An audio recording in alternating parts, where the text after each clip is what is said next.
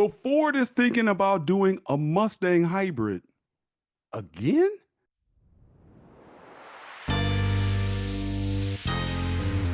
Hey everyone, this is Dev from Powertrains Insight. Welcome in as we begin to break down some of the news and things that are going on in the automotive world.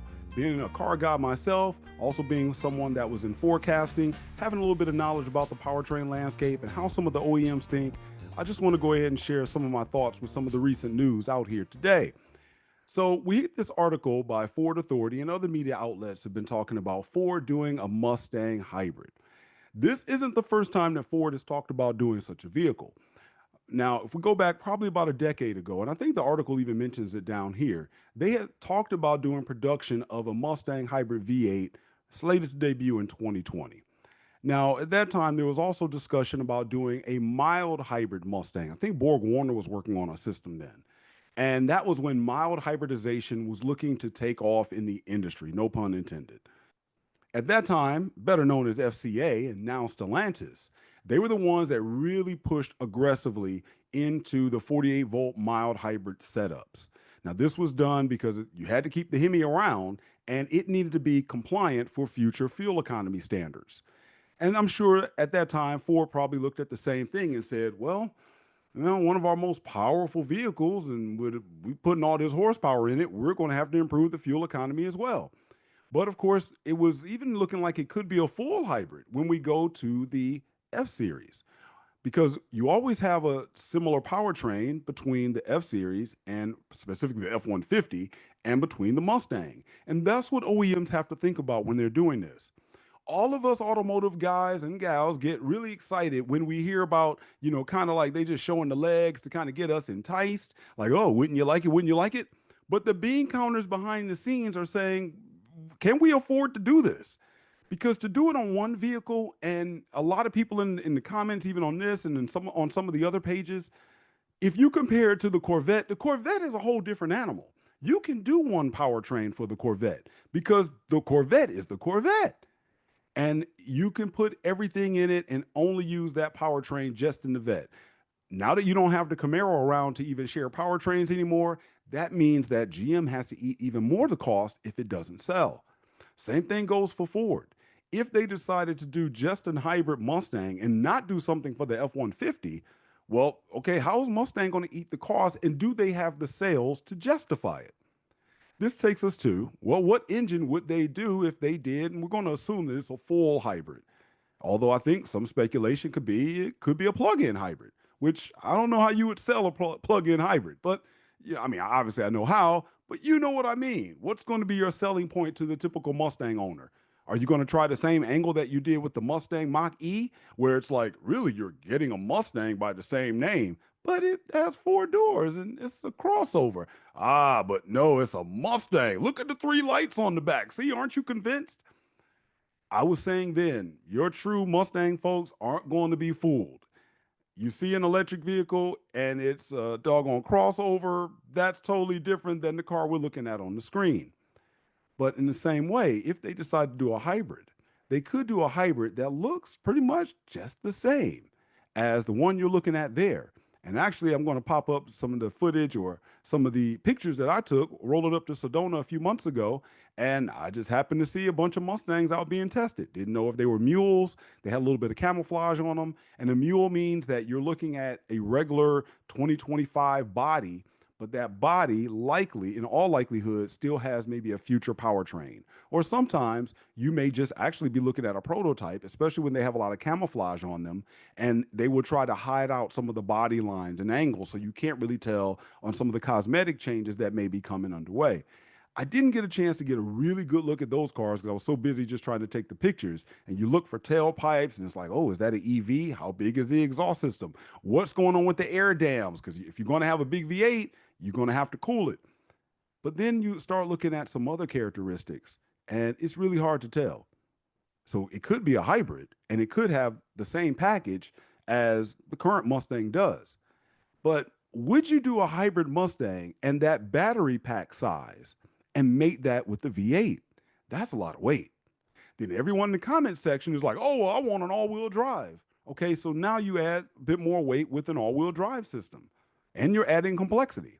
So you have the calibration that needs to take place with having a hybrid system on there and having an all-wheel drive system on there. Good luck with that. Hey, on my 2023, I'm kind of worried that even the infotainment system may not last sometimes. So, hey, no shot on Ford with that. I'm just saying that's a lot of complexity. The more complexity, the more problems.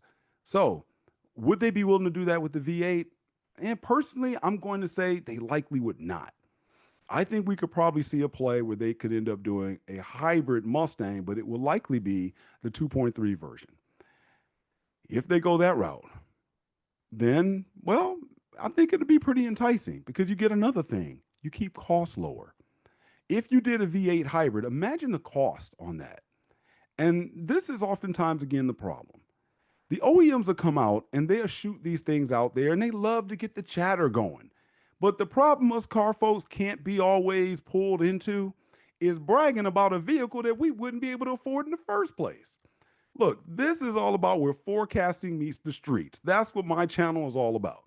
I've been in the industry for 20 years and I know all the fanfare. I've been to auto shows across the country and everybody just claps and I was like, oh, that's the greatest vehicle. That's the great, oh, this vehicle is going to just totally revolutionize and change the direction of the company. Shout out to the Jeep Gladiator. And all of that goes on and they love it. The chatter is great for marketing purposes. But when the vehicle gets released and that sticker price is nowhere near what the average person can afford, well, then now we have some issues, let alone if it doesn't even look like the one you saw at the auto show. That's another problem. I think Supra people probably have a bit of a gripe about that. Probably even the Pontiac Aztec people. But the main point is, when you start looking at adding all of this complexity, you start looking at your engine options, you need to be able to spread that across more platforms or across more vehicles as much as possible. But you know what? If it flops, you don't want to lose your shirt because that's money that could have been spent elsewhere. And right now, while they can temporarily work on a hybrid system, I'm sure all the automakers are worried that they're going to also have to spend money on an electric, fully electric system again pretty soon.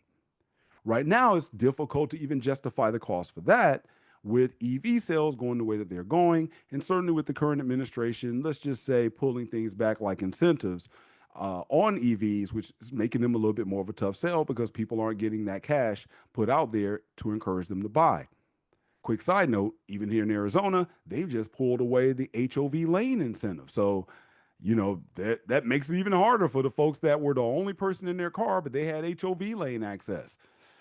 Bottom line, the landscape is getting pretty tough for fully electric vehicles. So manufacturers moving over to the hybrid route and then saying we might add hybridization to some of our popular models to kind of get the fans talking about it and get the brand interest going, that's pretty typical. But whether it happens or not, well, let's just wait and see. A V8 hybrid is going to cost a lot of money. It's going to be very heavy and probably have a considerable amount of complexity. Secondly, if you had to do a V8 hybrid, is that powertrain going to be shared with the F-150?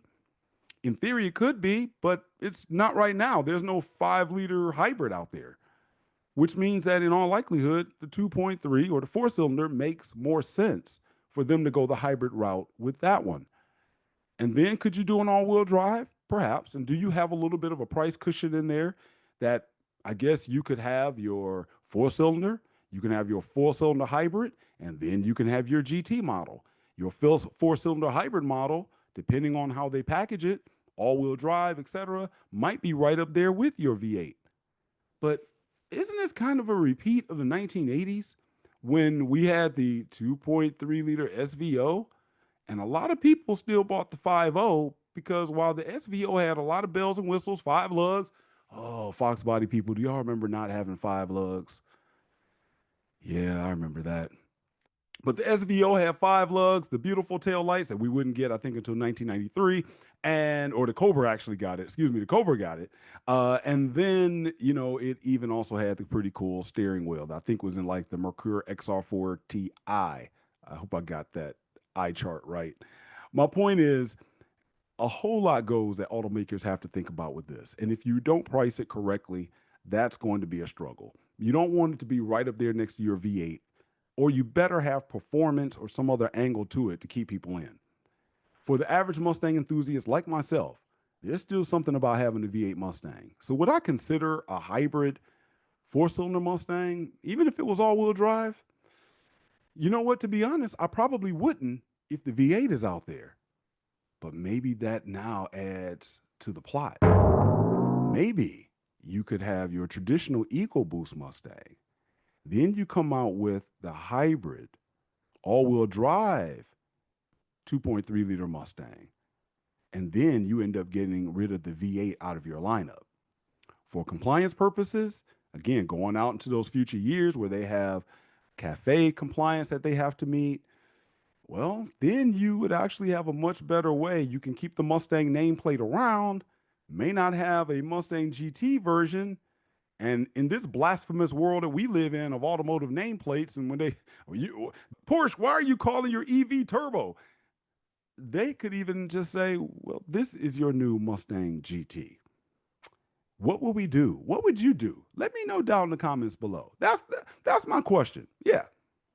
If they got rid of the Mustang GT V8 and replaced it with a four-cylinder turbo hybrid all-wheel drive and named that the new GT, would you still buy it? In a way, they got leverage to do so because, well, what else are you going to buy? Now, for Ford, that could certainly help them in terms of being compliant in future years until the day and age comes where either we have a change in administration and they get back onto we're going to go full in on EVs, or even if it doesn't, they have a hybrid where they continue to get good fuel economy on a vehicle that, while it does okay, it's not like that's Ford's bread and butter, but it does bring attention to the brand. Would you be okay with that? V8 or four-cylinder hybrid? If that was your choice, which one would you still choose? Or would you walk away and buy another vehicle? As we continue out in this landscape, the competition, well, it's not really much out there. Let's see, Challenger's gone.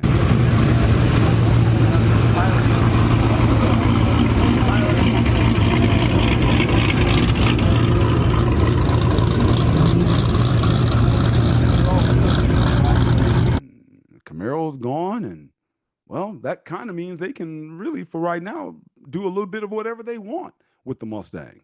And if you want one, that's what you're going to get. And believe me, we're getting to that point in the automotive landscape where that's going to be the case. If you want something, this is just what you are going to get. Overall, yes, they want to bring some attention. They may be floating this out there. And if they decided to do, everyone's, again, comparing it to the Corvette, the E-Ray. The Mustang is not the E-Ray. It's not the Corvette. Stop those comparisons, please. They are two totally different animals. And I mean, I guess we could say the Ford GT probably would have been the closest to a halo vehicle that the Corvette is for Chevrolet. So let's stop thinking that, oh yeah, they could do it because look at what Corvette does. It's totally different. Yes, both cars go fast, but the Mustang and the Camaro are competitors. The old days of the T-Bird versus the Corvette, that ended in what, the 60s? Because we know what those later versions of the Thunderbird came out looking like. They were far from the Corvette. So let's not make those comparisons, Mustang fans. So many times we start bragging. It's almost like talking about how fine your boy's wife is. First of all, that's kind of creepy. You better not say that in front of him. But second of all, it's like, why are you bragging so much about how fine she is? You can't afford her. Or you're not with her. And so sometimes that's how we sound with cars, like, oh, my favorite brand is such and such and such. Well, okay, big deal. But it's not going to be where you can afford it if they decide to do $150,000 twin turbo hybrid Mustang. And we'll throw a V8 in there as well for the average person. For those I'm talking to that can, no shade on you. I'm talking to the average person, kind of more the guys I'm hanging out with. And these are the ones that are looking and saying, I'm just going to hold on to my car a little bit longer and as long as I can, because cars are already getting complex and I don't want an EV. But perhaps if there is a hybrid option out there for them, I think it'll be something they will consider. And as we're having this slowdown with electric vehicles, I think we're going to continue to see more automakers begin to entertain the thought of going the hybridization route, especially if this current administration still has, let's say it goes into yet another term, that'll push us into the 2030s.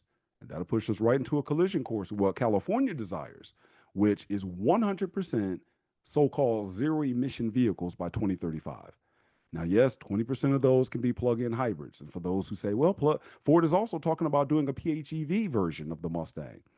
I don't think that's very likely. Again, we get battery size, complexity, etc. But the bottom line is, as they begin to now change their strategy, or they begin to reconsider some of their strategies of going all in on electrification, or let me say specifically, all in on electric vehicles, I think we're going to see more and more automakers, as we know is coming out in the news, that are now beginning to backtrack and think about extending the life of the ICE. What do you think? Let me know down in the comment section below, and definitely feel free, subscribe to Powertrain's Insight. Got more videos coming, but again, this is all about where forecasting meets the street. After being in the industry for so many years, one thing I can tell you, the hardest conversations I had, it was really with people in the industry that I realized didn't necessarily know the street.